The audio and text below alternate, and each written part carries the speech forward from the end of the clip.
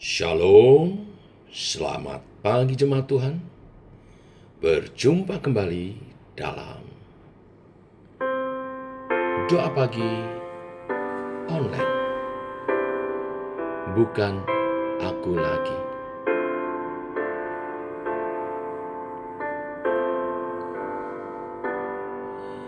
Mengalami engkau membuatku melihat mengenalmu Tuhan, membuatku mengerti ku diselamatkan, ku dibaharui.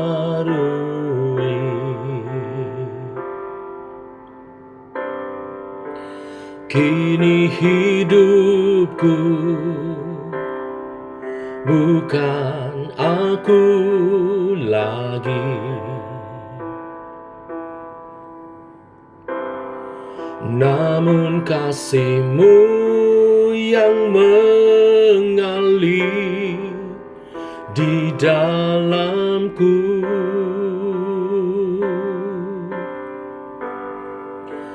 Setiap nafasku ku serahkan padamu,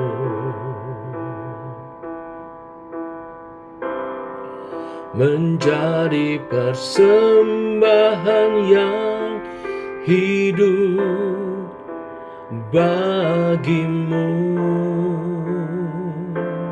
Oh Yesus Tuhanku,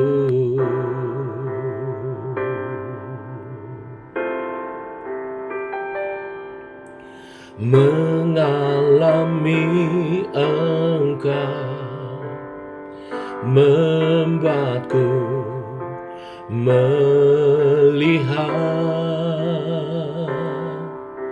mengenalmu Tuhan, membuatku mengerti ku diselamatkan, ku dibaharui.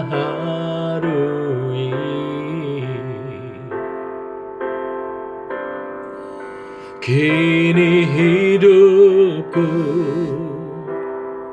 bukan aku lagi,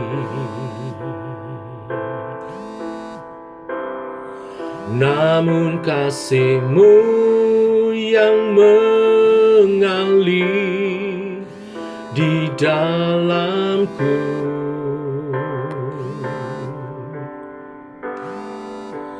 Setiap nafasku ku serahkan padamu,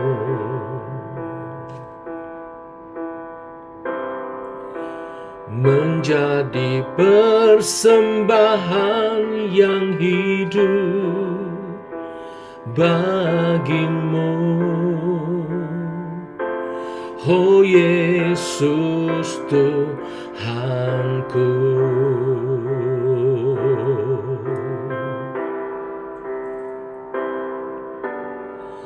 walaupun api dunia membakarku, ku kan tetap nyatakan Kau Allahku. Walau tubuh dan hati habis lenyap, tetaplah Kau Allah selama-lamanya, selamanya. Kini hidupku bukan aku lagi, namun kasih-Mu yang mengalir di dalamku. Oh, setiap nafasku ku serahkan padamu.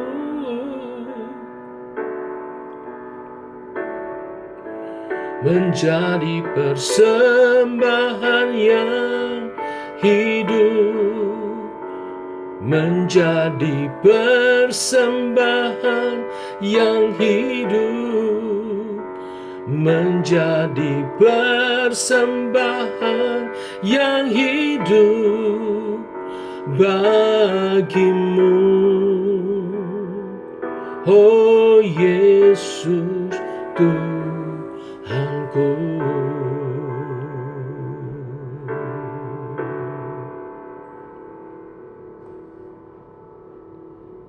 Inilah lagu doa kami mengantar sebentar kami merenungkan firman-Mu. Hidup kami bagi-Mu Tuhan. Karena bersama-Mu adalah bagian terindah dalam hidup seorang percaya. Berfirman, tuntun langkah kami berjalan bersama-Mu. Dalam nama Tuhan Yesus Kristus. Amin. Bapak Ibu, kita lanjutkan renungan firman Tuhan. Lukas pasal 11 ayat 24 sampai 28. Demikian firman Tuhan. Apabila roh jahat keluar dari manusia, ia pun mengembara ke tempat-tempat yang tandus, mencari perhentian. Dan karena ia tidak mendapatkannya, ia berkata, "Aku akan kembali ke rumah yang telah kutinggalkan itu." Maka pergilah ia dan mendapati rumah itu bersih, tersapu, dan rapi teratur. Lalu ia keluar dan mengajak 7 roh lain yang lebih jahat daripadanya, dan mereka masuk dan berdiam di situ. Maka akhirnya keadaan orang itu lebih buruk daripada keadaannya semula. Ketika Yesus masih berbicara, berserulah seorang perempuan dari antara orang banyak dan berkata kepadanya, "Berbahagialah ibu yang telah mengandung engkau, dan susu yang telah menyusui engkau."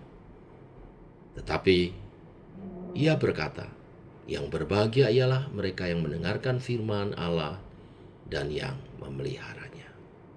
Amin. Sampai di sini pembacaan firman Tuhan. Bapak Ibu jemaat Tuhan, kita suka mendengar kebersihan dikaitkan dengan iman. Ya, kita mendengar kebersihan bagian daripada iman. Orang yang bersih hatinya berarti hatinya berisikan hal-hal yang baik, penuh ketulusan, dan dekat dengan Tuhan. Akan tetapi dalam perumpamaan hari ini, Tuhan Yesus berbicara bersih tidak berarti seperti itu. Bersih dalam perumpamaan ini diartikan kosong, tidak berpenghuni. Bersih dalam arti seperti ini berarti keadaan orang yang justru berbahaya. Orang yang hatinya kosong berpotensi untuk diisi dengan berbagai hal yang tidak baik. Dalam perumpamaan Tuhan Yesus ini dikatakan bahwa kekosongan rumah tersebut akhirnya dimanfaatkan oleh roh-roh jahat untuk menduduki dan menghuninya. Apa sebenarnya yang Tuhan Yesus mau ajarkan melalui perumpamaan ini? Seseorang yang telah menerima anugerah Tuhan tidak bisa merespon anugerah itu dengan masa bodoh. Dia harus membuka diri untuk menyambut anugerah dan hidup di dalam anugerah itu agar hidupnya berkembang sesuai dengan kelimpahan anugerah tersebut. Atau dengan kata lain, dia harus membuka dirinya untuk Tuhan bertata, mengisi kehidupannya dan berkarya. Dengan demikian tidak ada kekosongan dalam hidupnya karena ia mengisi dengan keberadaan Tuhan. Baik itu oleh hadiratnya, oleh kuasanya, oleh kebenaran-kebenaran firman-Nya terutama, dan janji-janji berkat-Nya. Perjanjian Lama menyediakan ilustrasi sebagai berikut. Umat Israel telah menerima anugerah ketika mereka dimerdekakan dari perbudakan di Mesir. Kemerdekaan mereka tidak berarti mereka otonom, bebas sebebas-bebasnya. Mereka barulah benar-benar merdeka pada saat mereka menundukkan diri pada Sang Pembebas, yaitu Tuhan, melalui perjanjian dengan hukum-hukumnya. Saat mereka hidup tanpa hukum, mereka menolak Tuhan bertata dalam kehidupannya. Mereka menyalahgunakan kemerdekaan itu untuk hidup justru bebas dari Allah. Akibatnya sangat mengerikan.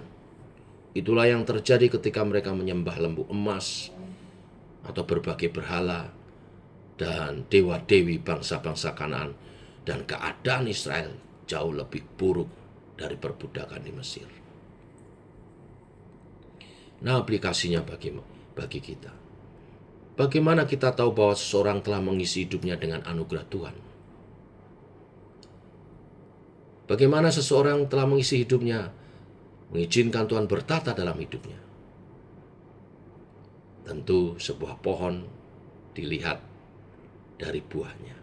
Apakah hidup orang tersebut berbuah?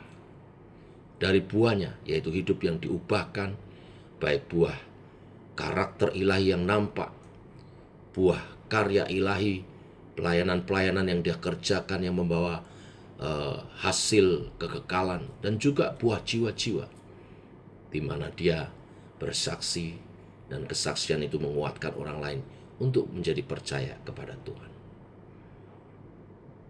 Mari kita buka hati kita yang telah berdoa pagi hari ini, karena kita telah membuka hati kita, telah dimerdekakan oleh Tuhan. Tapi jangan pernah membuat hati kita kosong, hidup kita kosong tanpa Tuhan bertata. Izinkan Tuhan bertata, artinya menguasai kehidupanmu, mengarahkan kehidupanmu oleh firman Tuhan dan kuasanya Allah Roh Kudus menuntunmu dan berkarya dalam kehidupanmu, berbuah bagi kemuliaan nama Tuhan. Hidup makin indah, memuliakan Tuhan, dan menjadi berkat bagi sesama. Inilah berkat firman hari ini. Tuhan memberkati. Mari kita berdoa. Bapa, kami mengucap syukur oleh kasih dan anugerah-Nya, rahmat-Mu baru.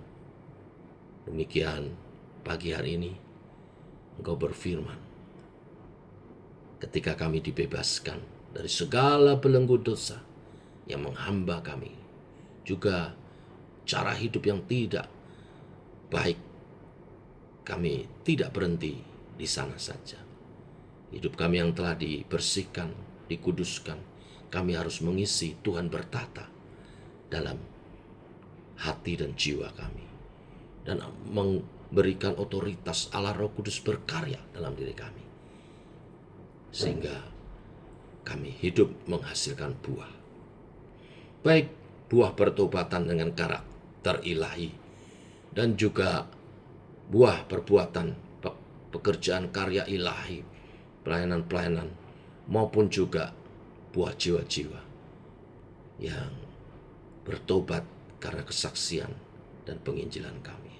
Allah Roh Kudus sertai kami sebagaimana firman-Mu sampai kesudahan zaman. Terus pakai dan kuduskan kami.